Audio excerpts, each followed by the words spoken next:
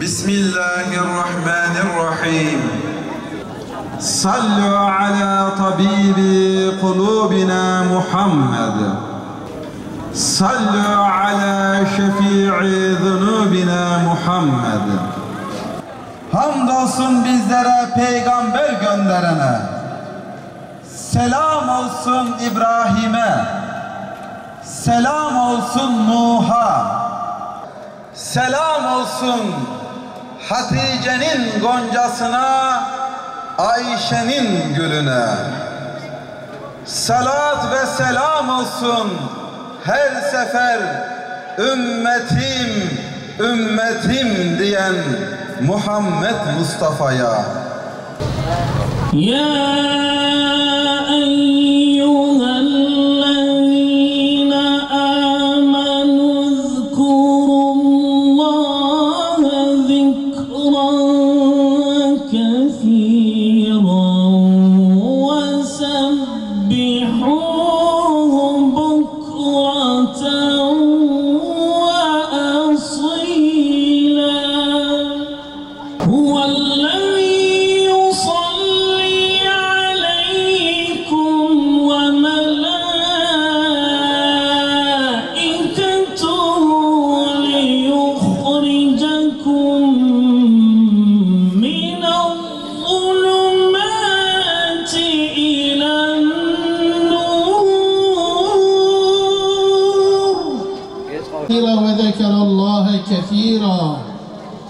diyor ki bizi yaratan ve yaşatan Rabbimiz vallahi muhakkak Allah'ın Resulünde, Allah'ın peygamberinde alıp da hayatınıza nakşedeceğiniz güzel örnekler vardır buyuruyor. Bu ne demek? Yani Cenab-ı Allah bize diyor ki ey Müslümanlar, bu peygamber size örnek olarak geldi. Ne demek? Ticaretle uğraşacaksanız peygamberimiz gibi ticaret yapacaksınız. Öyle değil mi? Hayatında en başarılı ticaret erbabıydı peygamberimiz. Para sahipleri, iş sahipleri peygamberimizin kendisiyle çalışması için peşinden koşarlardı. Paylaşamazlardı peygamberimizi. Ne olur Muhammed gel benimle çalış derlerdi.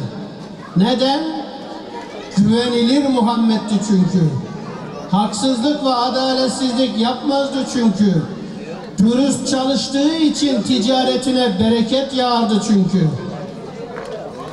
Efendim, öğretmenlik yapacağım, eğitimcilik yapacağım. Peygamberimizi tanıyacaksın. Peygamberimizin eğitim hayatını öğreneceksin. Peygamberimiz gibi eğitimcilik yapacaksın. Niye? Çünkü eğitimcilikte başarısı tescilli bir insandır.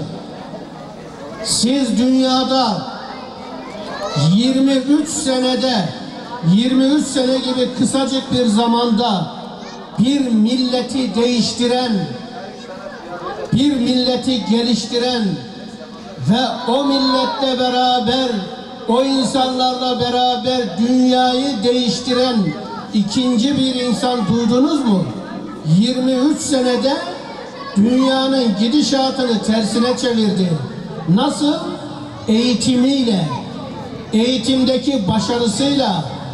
Daha Peygamberimiz gelmeden önce birbirini vuran, birbirini katleden, kan davaların ayyuka çıktığı bir anda geldi, bütün kan davalarını bitirdi.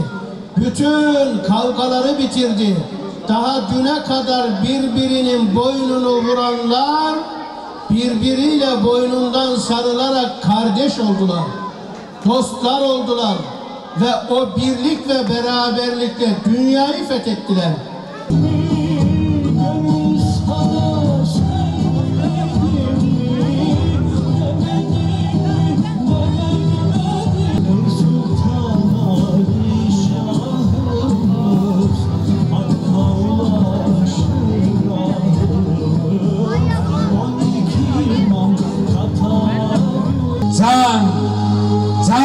Muhammed diyoruz. Haydi sallu ala nebi. Şöyle bir şehadet parmaklarını görelim. Sallu ala nebi. Tekbir. Can hayran Muhammed. Muhammed nave şeker. Ben seni ve mevvekir. Selavat verin vekir. Ta Medina münevver. Selavat verin vekir. Ta Medina münevver. Tekbir. Tekbir. Alemlere rahmetsin, gönüllere gül versin.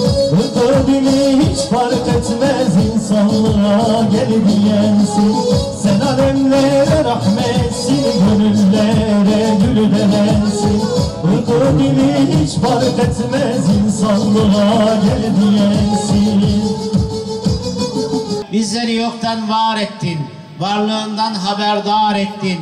Bizleri Hazreti Muhammed Mustafa sallallahu aleyhi ve sellem Efendimiz'e ümmet olabilme şerefini bizlere nail eyledin.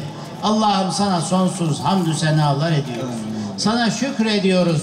Hamdimizi daim eyle, şükrümüzü daim eyle, kulluğumuzu daim eyle.